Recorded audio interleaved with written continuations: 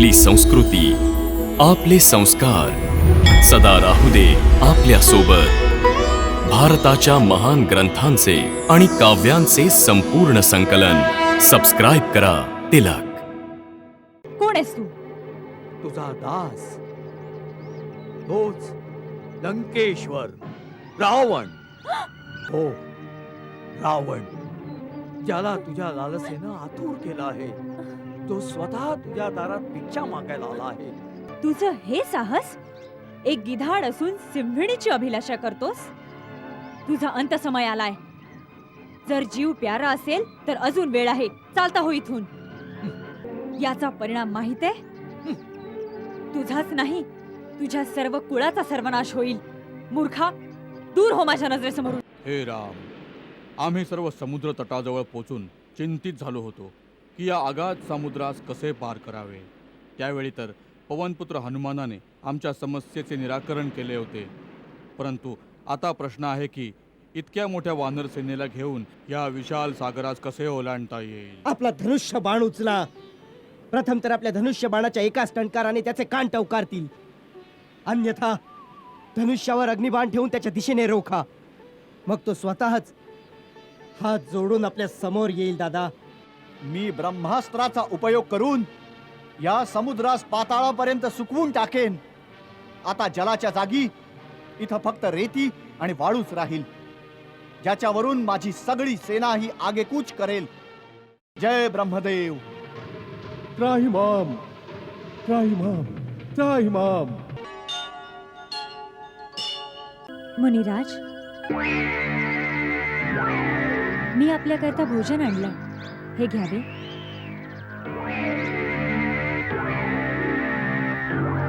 घेऊन ये देवी.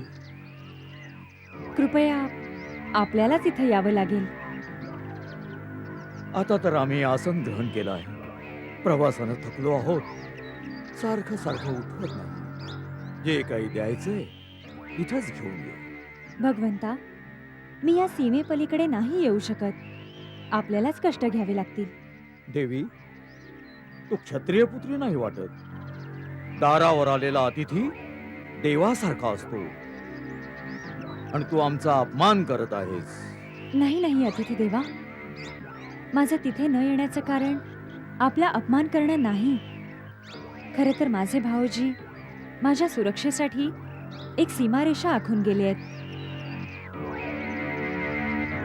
आणि आपली शपथ घालून सांगून गेलेत की मर्यादा रेषा ओलांडून बाहेर जाऊ नकोस.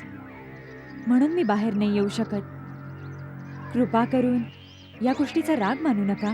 बस, खूप झालं. तू परत परत आमचा अपमान करत आहेस. पहिल्यांदा आम्हाला कुटीत येण्यापासून मनाई केलीस आणि आता दुरून भोजन देत आहेस, जसं काही आम्ही पशुपक्षी आहोत. असा व्यवहार नीच जातीच्या लोकांबरोबर केला जातो. कोणी संत महात्मे दारावर आले तर मोठ्या आदरानं स्वतः त्यांच्या जवळ जाऊन त्याचे पाय धरून भिक्षा दिली जाते. ठीक आहे, आम्ही तुझ्या दारावरून उपाशीच परत जाऊ. पण या अपमानाच्या बदल्यात आम्ही तुला शाप देऊ. नाही नाही मुनिवर, माझ्यावर दया करा. मला आपल्या मुलीप्रमाणे समजून माझी समस्या आणि विवशता समजून घेण्याचा प्रयत्न करा.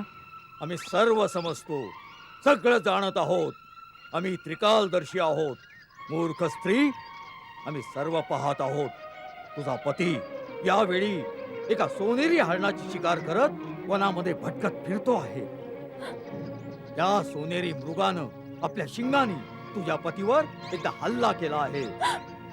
तरीही तुझा पती त्याच्या मागे धावत आहे. आम्ही शाप देतो आहोत की तो सोनेरी मृग आपल्या तीक्ष्ण शिंगानी तुझ्या पतीचा.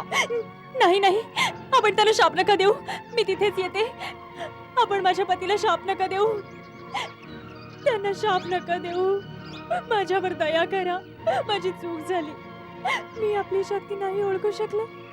मला क्षमा करा. जा मुली, आम्ही तुला क्षमा केली आहे. आम्ही तुझ्यासारख्या सुंदर स्त्रीची अश्रू नाही पाहू शकत.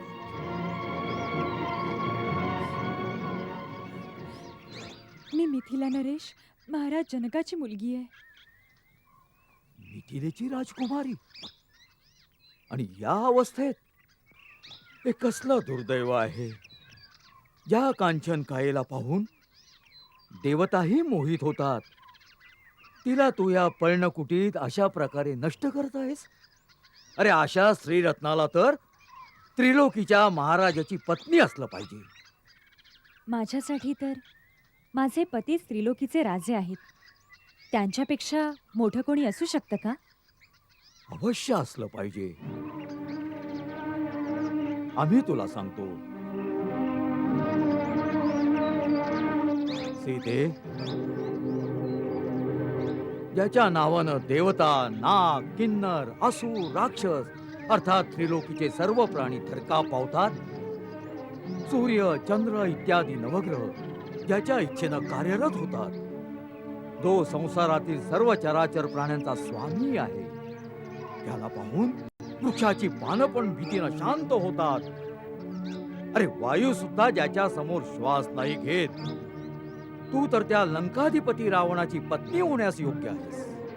अशा प्रकारच्या पापी गोष्टी करताना तुला लाज नाही वाटत? कोण्या महात्म्याच्या वेशात तू कोणी दुरात्मा आहेस? कोण आहेस तू? तुझा दास, तोच लंकेश्वर रावण.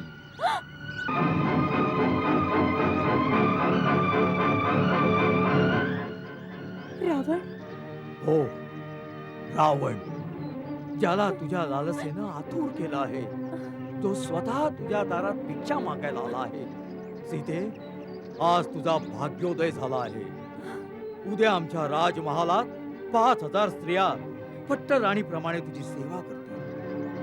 धूर्त, तुला हे वाटलंच कसं की तू तुझ्या वैभवाचा दिखावा करशील आणि सीता तुझ्या बरोबर येईल? तू आत्ता इथून चालता हो, नाहीतर माझे पती एका बाणातच तुला तुझ्या लंके समवेत जाळून खाक करतील. तू ज्या पतीचा मान ठेवतेस तो तर पृथ्वीवर रेंगाळणारा एक मानव आहे. आम्ही ज्या राक्षसांचे राजे आहोत ते या मानवांना फळामुळाप्रमाणे आपला खुराक समजतात. तुला आमची शक्ती माहीत नाही. माहित आहे. खर आणि दूषण तुझेच भाऊ होते ना, ज्यांना रघुवरांनी बघता बघता संपवून टाकलं होतं. तुझं हे साहस? एक गिधाड असून सिंहिणीची अभिलाषा करतोस?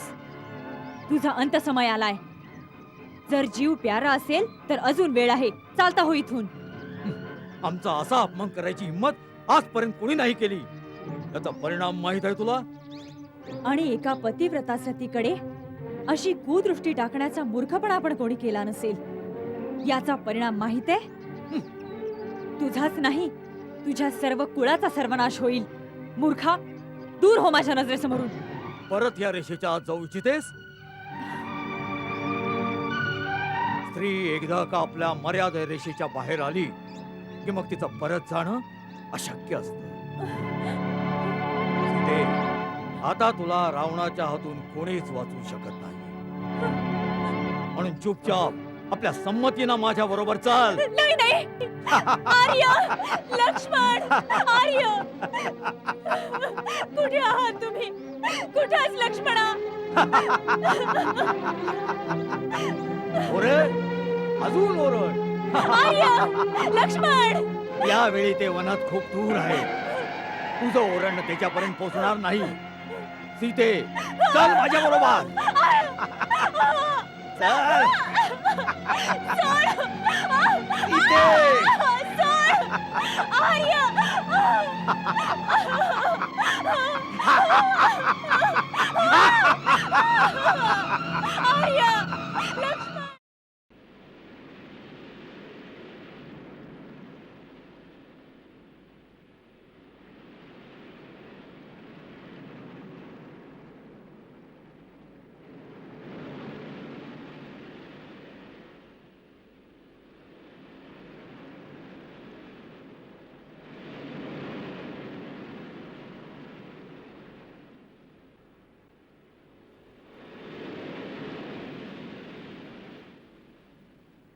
हे महासागरा, आपल्या प्रथम दर्शनासाठी दशरथ पुत्र राम आपणास प्रणाम करतो.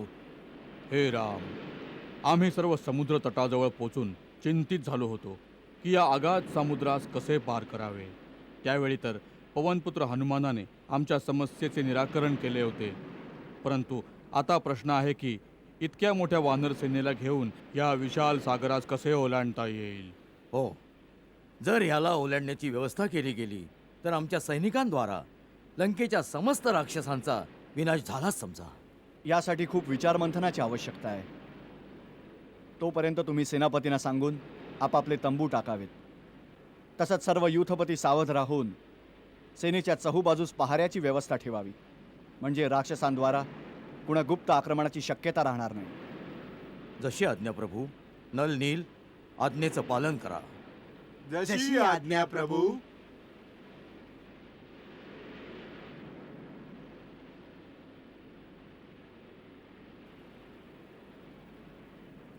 लक्ष्मण, सागर समस्त नद्यांचा स्वामी आहे, म्हणूनच याच्यात समस्त तीर्थांचा समावेश आहे. चल, सागर देवतेच्या चरणांना स्पर्श करू. चला.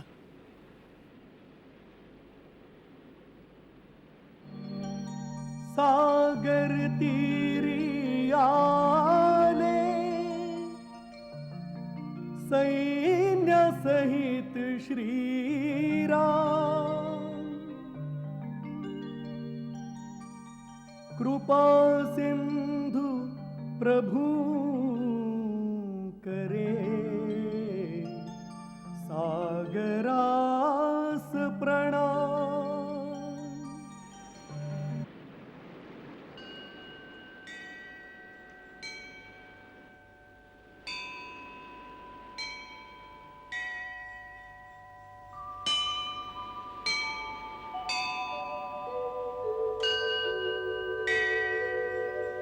वरुण देवाय नमस्तुभ्यं नमस्तुभ्यं नमस्तुभ्यं.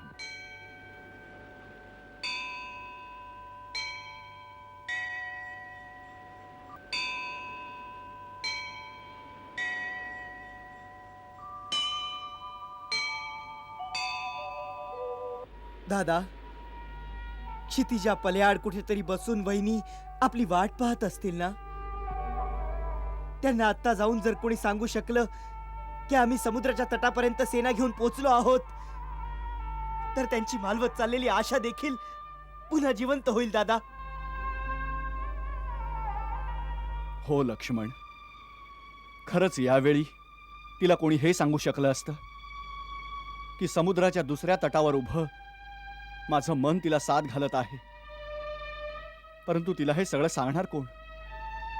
मध्ये तर जणू सागर आणि आकाशानं मिळून नजरेचा रस्ताही अडवला आहे. सीता, धीर धर प्रिये. जर आवश्यकता वाटली तर तुझ्यापर्यंत पोहोचण्यासाठी समुद्राला जाळून मी त्यातूनही रस्ता काढीन. परंतु मी पोहोचेन अवश्य. माझ्यावर विश्वास ठेव. लंकेला पोचल्यावर मी स्वतःच आपल्याला रावणाच्या साऱ्या बंदोबस्तातील दुर्बल आणि गुप्त स्थान सांगेन, जिथून त्याचं भेदन करता येईल. परंतु सगळ्यात पहिला प्रश्न तर हा आहे की आपल्या आणि लंकेच्या मध्ये हा जो अमर्याद समुद्र आहे, या विशाल जलराशीला सेनेसहित कसं पार करावं? आपणा लोकांकडे तर आकाशमार्गानं येण्या जाण्याची विद्या आहे, परंतु आमची सेना या समुद्राला कशी पार करेल? आपण त्यांना अशी एखादी विद्या शिकवू शकता किंवा इतर काही गूढ उपाय सांगू शकता, ज्यानं आम्ही साऱ्या सेनेसह त्या तीरावर पोचू? प्रभू, या सर्व आसुरी विद्या आहेत, ज्या राक्षस जातीसाठी तर सहज आहेत, परंतु मानव आणि वानरांसाठी त्या साधना सहज नाही आहेत, कारण या शक्ती सात्विक नाही आहेत. याचा अर्थ तर हा झाला की आमची सेना त्या तीरावर पोचूच शकत नाही. दादा, माझं मत तर असं आहे, इथे खूप घनदाट जंगल आहे. सेनेद्वारा लाकडं कापून सहस्त्र नावा बनवता येतील. त्याच्यात बसून आपली सेना त्या तीरावर पोहोचेल. बंधू लक्ष्मणा, सुरक्षेच्या दृष्टीने त्यावर विचार करा. नावा लंकेच्या जवळ पोचताच राक्षस लोक आपल्या जवळच्या यंत्रांनी त्यांच्यावर मोठमोठे दगड फेकून त्यांना बुडवून टाकतील. आपल्या सेनेला तर्फांवर उतरूनच देणार नाहीत. आपण तर प्रत्येक गोष्टीचं खंडन करीत आहात. काही उपाय तर सांगा.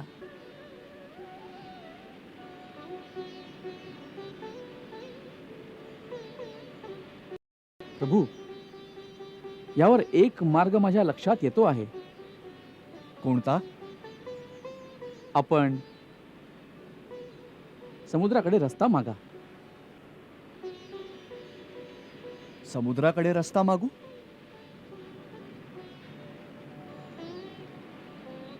मागितल्यावर हा समुद्र आम्हाला रस्ता देईल? दादा, महाराज विभीषणांचं म्हणणं बरोबर आहे. आपल्याला समुद्राकडूनच रस्ता घ्यायला पाहिजे. परंतु मी रस्ता मागण्याचं समर्थन नाही करणार. आपला धनुष्य बाण उचला. प्रथम तर आपल्या धनुष्य बाणाच्या एकाच टणकाराने त्याचे कान टवकारतील. अन्यथा धनुष्यावर अग्निबाण ठेवून त्याच्या दिशेने रोखा. मग तो स्वतःच हात जोडून आपल्या समोर येईल. दादा, या युक्तीनं बराच अनाचार माजेल लक्ष्मण. दुसऱ्याला संधी देण्यापूर्वीच त्याच्या विरुद्ध शस्त्र उचलणं अहंकारातून आलेल्या अत्याचारासारखं आहे. खऱ्या शक्तिशाली व्यक्तीनं आपली विनम्रता ही कधीच सोडू नये. आणि प्रथम महाराज विभीषणांना हे तर विचार की त्यांनी कोणत्या विश्वासावर समुद्राला विनंती करण्याचा सल्ला दिला. प्रभू, समुद्र आपल्या कुळात ज्येष्ठ आहे. एका दृष्टीने आपले पूर्वज आणि कुलगुरू सुद्धा. आपण त्याचे वंशज आहात. त्या महाराज सगरांनीही या विशाल महासागराला निर्माण केलं होतं. म्हणून त्यांचे समुद्रावर खूप उपकार आहेत. त्यांच्याच कृपेने सिंधूने पृथ्वीवर इतकी विस्तृत जागा व्यापली आहे. म्हणून मला पूर्ण विश्वास आहे की समुद्र अवश्य आपली मदत करतील आणि आपल्या सेनेला त्या तीरावर जाण्याचा मार्ग सांगतील. मित्रा, आम्हाला आपलं हे बोलणं अत्यंत आवडलं आहे. लक्ष्मण, माझ्यासाठी इथंच गवताचं एक आसन बनव. मी इथंच बसून समुद्राची आराधना करीन जोपर्यंत ते प्रसन्न होऊन माझी प्रार्थना स्वीकार करत नाहीत. जशी आज्ञा दादा.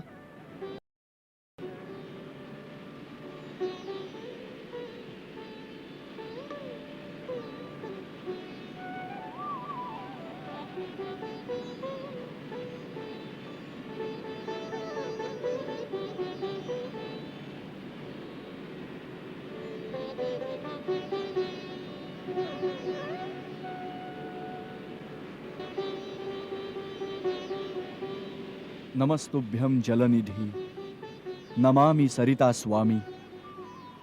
हे महासागर, मी महाराज सगरांचा वंशज दशरथ पुत्र राम, माझा भाऊ लक्ष्मणासहित आपल्याला शरण आलो आहे. हे रत्नाकर, माझे पूर्वज सगरद्वारा आपली उत्पत्ती झाली आहे.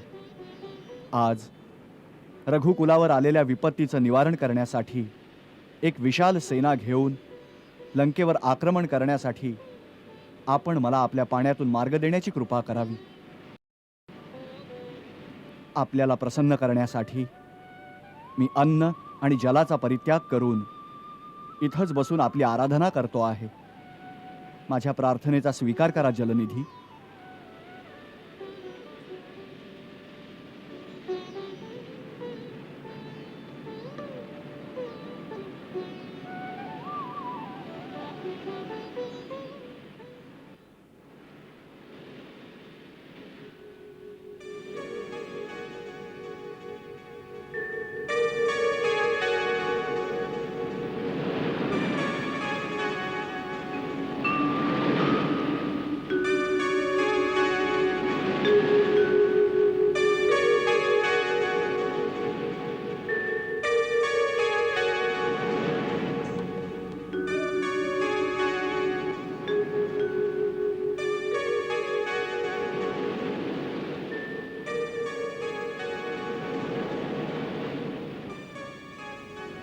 हे महासागर, हे रत्नाकर, आपण द्यावा मार्ग आम्हाला. नको ते अमृत रत्ने नकोती, विनंती माझी आपुल्या समोरी. पंख नाही काही मार्ग नाही, सेने सहित पैल तीरावर द्यावे सहाय, सांगा उपाय शपथ तुम्हा रघुवंशराय.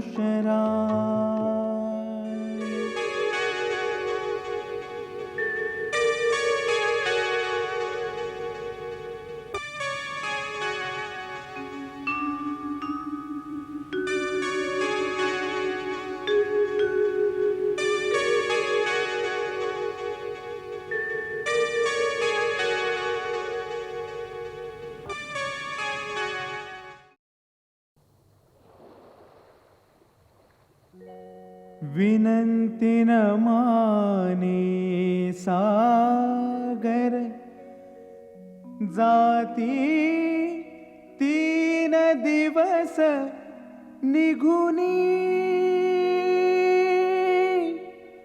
क्रोधित होता रामही, करुणी निश्चय मनी.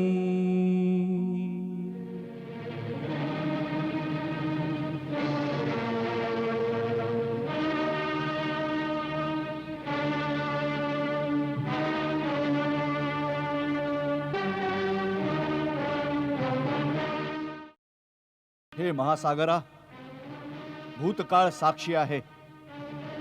इक्ष्वाकू वंशी सदा परहितकारी बनून काही ना काही देत आले आहेत. कधीच कुणाकडून काही घेतलेलं नाही, याचना केलेली नाही. रघुवंशी रामानं आज पहिल्यांदा स्वतःच्या अधिकारानं काही मागितलं आहे. काही आशा ठेवून तुझी उपासना केली आहे. 3 दिवस विधिवत पूजा केल्यानंतरही उत्तरादाखल तू केवळ आपल्या अहंकाराचीच गर्जना करत राहिला आहेस.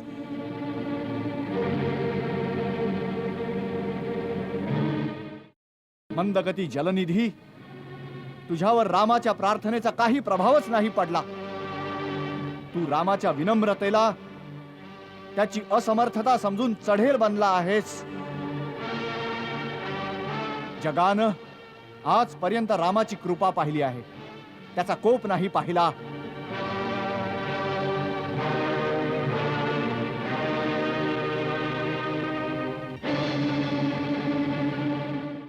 लक्ष्मण, काय? तू माझं धनुष्य आणि सर्पासमान भयंकर बाण घेऊन ये. आज जग रामाचा क्रोध सुद्धा बघेल. जशी आज्ञा दादा. हे कार्य जर त्याच क्षणी केलं असतं तर आपले 3 दिवस व्यर्थ नसते गेले. आता एक क्षणही व्यर्थ नाही जाऊ देणार. तू माझं धनुष्य बाण घेऊन ये. जशी आज्ञा दादा.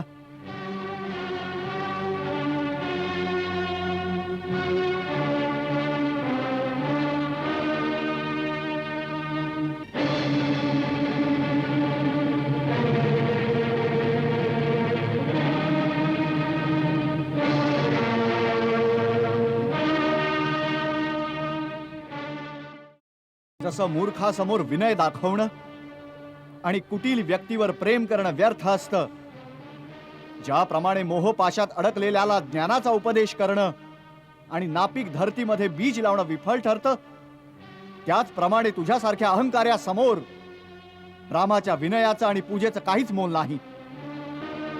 समस्त देवी देवता आणि इथले चराचर जीव या गोष्टीला साक्षी रहा की माझ्याकडे समस्त समुद्राला सुकवण्याची शक्ती असतानाही मी वरुण देवतेचा मान ठेवण्यासाठी पूर्ण विनय आणि सच्च्या हृदयानं समुद्राची पूजा केली आहे आणि सेनेसहित पार जाण्यासाठी याच्याकडे सहाय्य मागितलंय. परंतु ह्या शत्रूनं माझा उपहासच केला आहे. शास्त्र तर म्हणतं, जसं केळं हे कापल्यावरच फळ देतं, त्याच प्रकारे नीच दंड केल्यावरच झुकत असतो. म्हणूनच मी ब्रह्मास्त्राचा उपयोग करून या समुद्रास पाताळापर्यंत सुकवून टाकेन. आता जलाच्या जागी इथं फक्त रेती आणि वाळूच राहील, ज्याच्यावरून माझी सगळी सेना ही आगेकूच करेल. जय ब्रह्मदेव.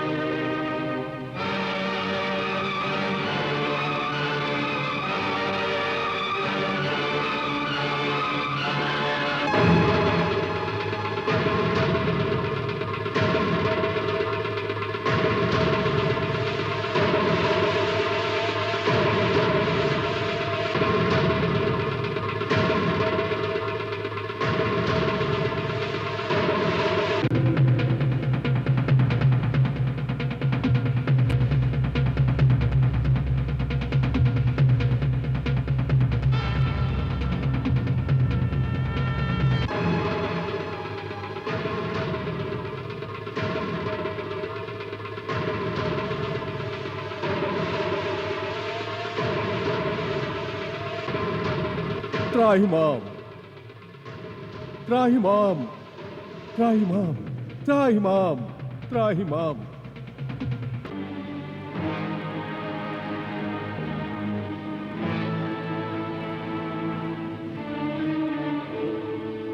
क्षमा करा प्रभू, माझे अवगुण क्षमा करा. आपली पूजा आणि विनम्रतेच्या उत्तरादाखल मी माझे स्थान सोडून आपल्याला मार्ग नाही दिला. यात अवश्य माझा दोष आहे, परंतु हा दोष तर आपणच दिलेला आहे. आपल्या प्रेरणेने मायेने निसर्गात जड चेतन सृष्टीची उत्पत्ती केली आहे. त्याने जड आणि चेतनेच्या भिन्न भिन्न मर्यादा आखून दिल्या आहेत. प्रभू, आम्ही 5 तत्व अर्थात आकाश, धरती, अग्नी, वायू आणि जल या सृष्टीचे मुख्य आधार आहेत. या 5हींचे गुण, स्वभाव आणि मर्यादा आपल्या स्वीकृतीनेच निश्चित केल्या आहेत. माझ्या सहस्र तरंग उठतात, परंतु मी कधी माझ्या तटांच्या मर्यादांचं उल्लंघन नाही करत. माझा स्वभाव अक्षुब्ध आहे, परंतु आज आपल्या बाणांनी मला क्षुब्ध करून टाकलं. जल जर आपल्या मर्यादांचा भंग करेल तर आपल्या आज्ञेचं उल्लंघन होईल. आपण तर सर्व समर्थ स्वामी आहात. आपल्याला बाण सोडायची आवश्यकताही नाही. आपल्या केवळ इच्छेनेच मी सुकून जाईल आणि आपली सेना मला पार करून जाईल. परंतु भगवंत, त्याने माझा मान आणि माझी मर्यादा दोन्हीही भंग पावतील. 5 तत्वांमधील जरी एकाचाही अशा प्रकारे गुण आणि स्वभाव बदलून त्याची मर्यादा भंग केली तर सृष्टीच्या संतुलनात विकार उत्पन्न होईल, ज्याने या धर्तीवर विस्फोट होऊन जाईल. प्रभू, जर आपण प्रलयाआधीच प्रलय आणू इच्छिता तर आपल्याला अधिकार आहे. अन्यथा या ब्रह्मास्त्रापासून माझे रक्षण करा. स्वामी, मी एका सेवकाप्रमाणे आपल्याला शरण आलो आहे. जसं उचित वाटेल आज्ञा द्या, मी तेच करीन. माझं रक्षण करा अथवा दंड द्या. आमचं तुझ्या बोलण्यानं समाधान झालं आहे. आम्ही तुझी मर्यादा भंग नाही करणार, परंतु आम्हाला तो मार्ग सांग ज्यानं आमची सेनाही त्या तीरावर पोचेल आणि सागराची मर्यादाही टिकेल. नाथ, यावर मार्ग तर फार सोपा आहे. आपल्या सेनापतींमध्ये नल नील नावाचे 2 भाऊ आहेत. बालपणी ते खूप खोडकर बालक होते. ते ऋषींचं सामान उचलून नदीमध्ये फेकून द्यायचे, ज्यामुळे दुःखी होऊन एकदा एका सिद्ध ऋषीने त्यांना शाप दिला की ते आपल्या हातांनी जे काही सामान उचलून पाण्यामध्ये टाकतील ते कधीच बुडणार नाही. आज तो शाप आपल्या कामी येईल. नल विश्वकर्माचा औरस पुत्र आहे. त्याला शिल्पकला येते.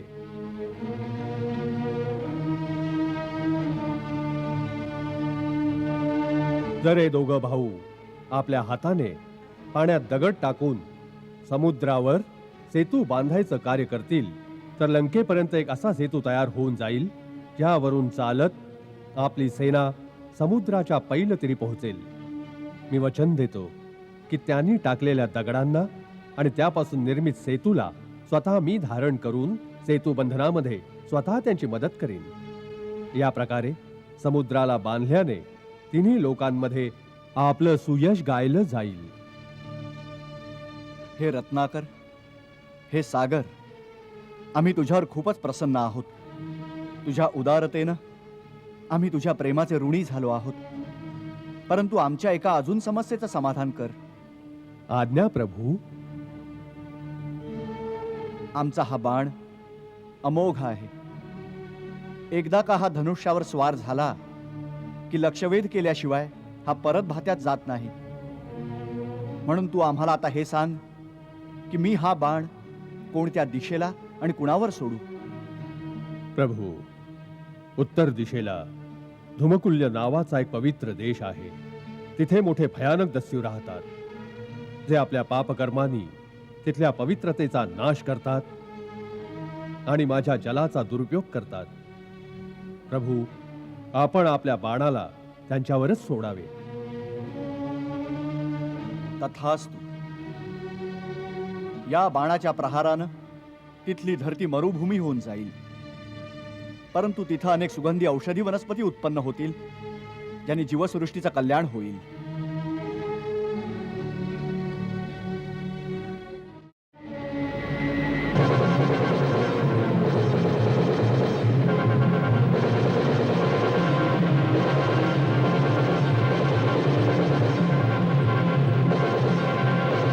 आता मला आज्ञा द्या अयोध्यानाथ.